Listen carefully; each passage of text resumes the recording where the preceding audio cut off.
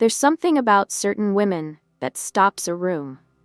Not because they're the loudest or the most conventionally beautiful or because they're working particularly hard to be noticed. It's something quieter than that. Something that lives just beneath the surface, in the way they carry themselves, in the unhurried quality of their attention, in the fact that they seem, somehow, completely at home inside their own skin. That's the energy we're talking about, and it has nothing to do with perfection. The most honest thing I can tell you is this: no amount of styling, rehearsed charm, or strategic behavior can replicate what a woman radiates when she genuinely knows her own worth. It can't be faked, and deep down, everyone in the room can tell the difference. Self-respect isn't a performance. It's a foundation. And without it, even the most passionate relationship will eventually crack under the weight of what it was built on. Here's the uncomfortable part, though. So many women have been quietly taught that their value lives in someone else's perception of them. That if the right person just saw them clearly enough, loved them loudly enough, chose them repeatedly enough, then they could finally feel whole. I understand that. I've felt it. But that belief, however understandable, becomes the very thing that dims the light we're trying to shine. There's a myth that runs deep in our understanding of love, that to secure a man's commitment, a woman needs to appeal to him, accommodate him, shape herself around him. But the truth, inconvenient as it is, runs in the opposite direction entirely. The moment a woman begins adjusting herself to be liked, she loses the very quality that makes her magnetic. She stops being a full, complex, fascinating person and starts becoming a mirror, reflecting back whatever she thinks the other person wants to see. And mirrors, however beautiful, are not captivating. They don't have an inner life. They don't have mystery. Real self-esteem, the kind that actually changes how you move through the world, doesn't come from comparison. It doesn't come from being praised or chosen or validated. It comes from a quiet internal knowing. I am valuable not because someone decided I was, but because I simply am. A woman who has found her way to that knowing doesn't need constant reassurance. She already has her own thoughts, her own purpose, her own life that exists entirely outside of any relationship. And that wholeness, that completeness, is precisely what draws others in. Because here's what shifts when a woman stops needing to be completed by someone else. The entire dynamic of love changes. It moves from dependency to genuine partnership, from a man feeling needed to a man feeling chosen, and being chosen freely by a woman who could absolutely thrive without you. That's an entirely different and far more compelling experience. It's the difference between someone clinging to a life raft and someone reaching out a hand because they genuinely want you beside them. Society has spent a long time telling women to make themselves smaller, to be agreeable, to not take up too much space or want too much or need too much.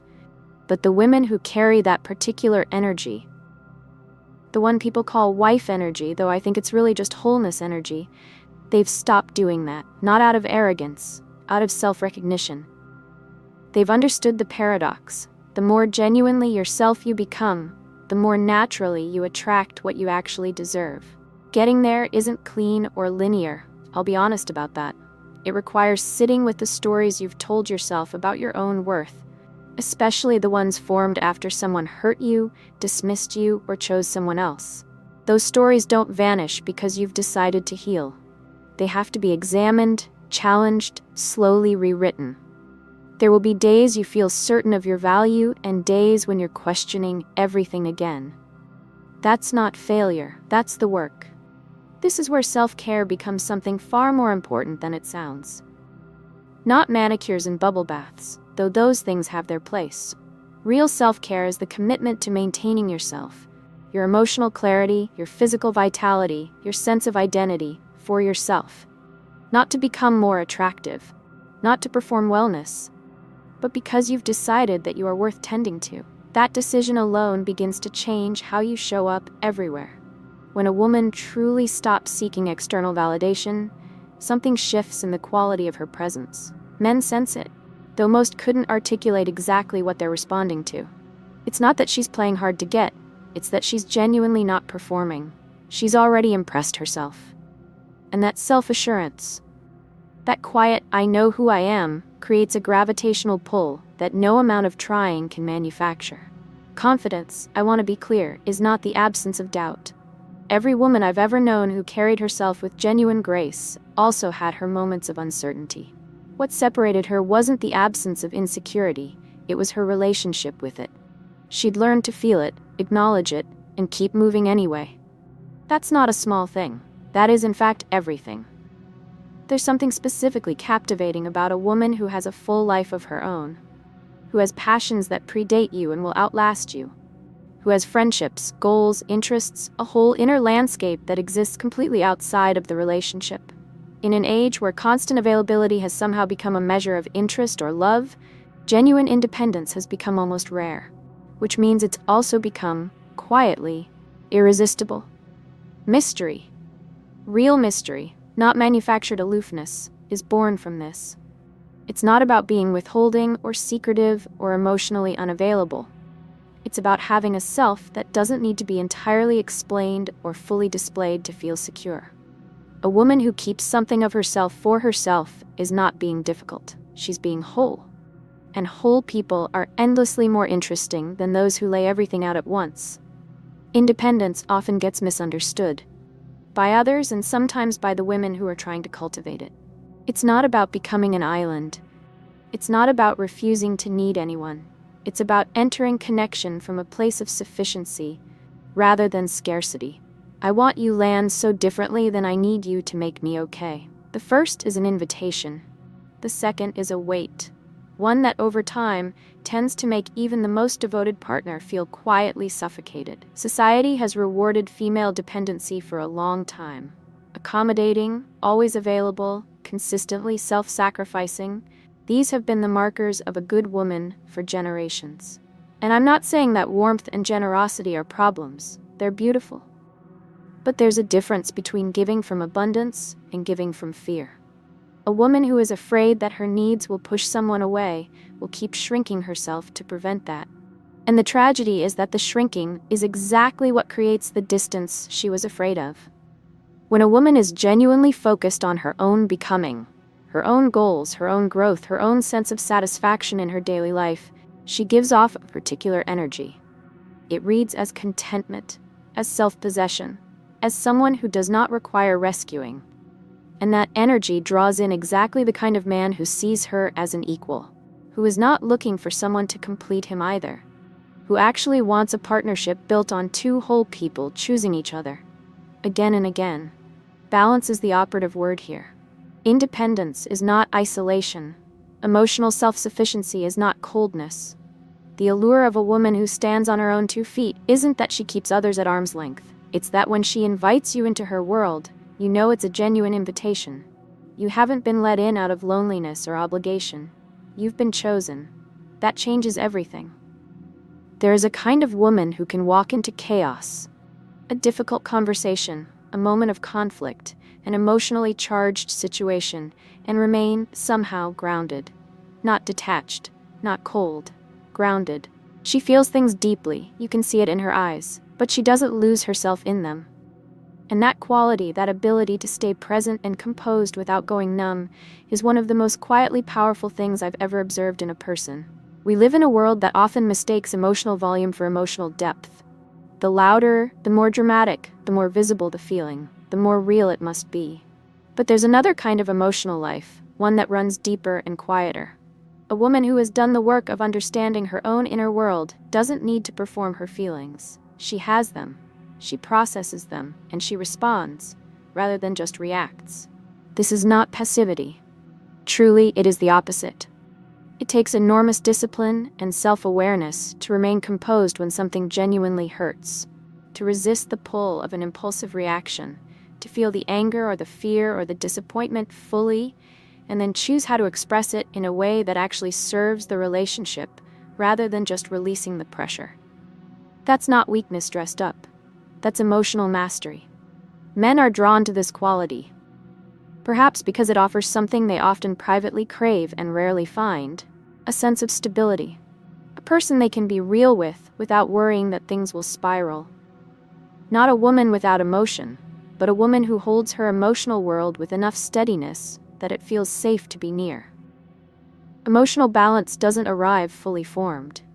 It's built through 1,000 small acts of self-awareness, noticing your triggers, understanding the stories beneath your reactions, learning to pause before you speak in moments of heightened feeling. Women who carry wife energy have done some version of this work, even if they couldn't put that name on it. They've learned how to express a need without making it a demand, how to acknowledge pain without turning it into punishment, how to be honest about what's wrong without dismantling everything in the process. The real art here is in understanding that emotional intelligence isn't just about managing your own emotions. It's also about attuning to your partner's. A woman with genuine emotional depth senses when something has shifted in the room, when her partner is withdrawing, not out of disinterest, but out of overwhelm, when what's needed isn't a conversation, but just a quiet presence, when a moment of lightness would serve better than a serious check-in. That attunement is a gift, but it has to be balanced against her own needs. Because a woman who becomes entirely attuned to someone else's emotional world at the expense of her own is not being emotionally intelligent. She's disappearing. The real skill is holding space for another person's feelings without losing the thread back to your own. Staying soft without becoming shapeless. That's the balance. That's where the real steadiness lives. There is something quietly compelling about a woman who is not easily won over. Not because she's playing games, that's not it at all, but because she genuinely has standards, and she's comfortable enough in herself to hold them. She doesn't shrink from the discomfort of saying, "That doesn't work for me." She doesn't fold under social pressure or the fear of being seen as difficult. She simply knows what she's worth and behaves accordingly. This gets misread all the time. Being a challenge is not about being contrary or withholding affection to manipulate someone's feelings or staging elaborate tests. It's simpler and more dignified than that. It's about refusing to betray your own values in order to secure someone's interest. It's about understanding that love, real love, the lasting kind, cannot begin with self-abandonment. A woman who people-pleases her way into a relationship will eventually have to people-please her way through it. And that exhaustion, that quiet resentment that builds when you keep giving without reciprocity, has ended more relationships than most people would admit. The woman who communicates her needs clearly from the beginning, who doesn't laugh off things that genuinely bother her, who doesn't pretend to want less than she does, that woman is far more likely to build something that actually lasts. This is where the concept of mystery we talked about earlier comes full circle. A woman with a rich inner life, with standards, with genuine self-respect, naturally presents as a challenge, not because she's trying to be one, but because she simply is one. She can't be fully figured out. She won't be entirely reshaped by someone else's preferences. And that quality, that sense that there's always more to discover, that she will not collapse into whatever you need her to be, that is genuinely fascinating to a person who is worth having. And yet, this has to be said, the challenge must live alongside openness. These are not opposites. A woman who is only ever a challenge, who never lets her guard down, who confuses emotional unavailability with independence, is not attracting love. She's avoiding it. The point isn't to be impossible to reach, it's to be worth the reaching. There's a significant difference. And now for the thing that surprises most people. Vulnerability is not the opposite of strength.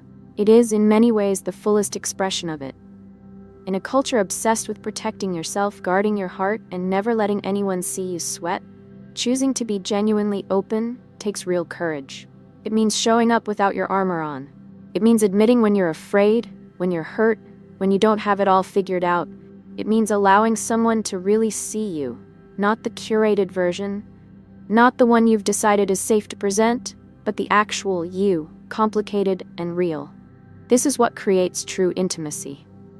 Not physical closeness alone, but the sense that someone knows your actual inner world and chooses you anyway. That is one of the most profound human experiences available to us. And a woman who is capable of that kind of emotional honesty creates an environment where that experience becomes possible for both people. The paradox is real. Vulnerability, which feels like the most exposed thing you can do, is also profoundly empowering. Because once you've allowed yourself to be fully seen and nothing catastrophic happened, once you've shown someone the less polished parts of yourself and they came closer rather than pulling away, you stop being afraid in the way you were before. You start to trust. And trust, once it's genuinely established, becomes the foundation that holds everything else together. This is not about oversharing. It's not about unloading your emotional history on someone before trust has been built. Vulnerability has a timing to it, a natural unfolding that mirrors the growth of the relationship itself. It's earned and reciprocal. You share something real, they share something real. The bond deepens gradually, organically, the way all meaningful things do. What I want to leave you with is this: a woman who can be strong and soft, independent and open, grounded and genuinely vulnerable. She doesn't need to announce herself. She doesn't need to perform or compete or chase. She simply exists fully, and that fullness draws the right people toward her with a consistency that no strategy ever could. She is not waiting to be chosen so that she can finally feel whole. She is already whole, and she is looking, with patience and discernment, and a heart that remains open despite everything life has shown her, for someone worthy of that wholeness. That, in the end, is wife energy. Not a list of qualities to perform, not a persona to adopt, but the natural, inevitable result of a woman who has done the quiet, unglamorous, deeply worthwhile work of coming home to herself.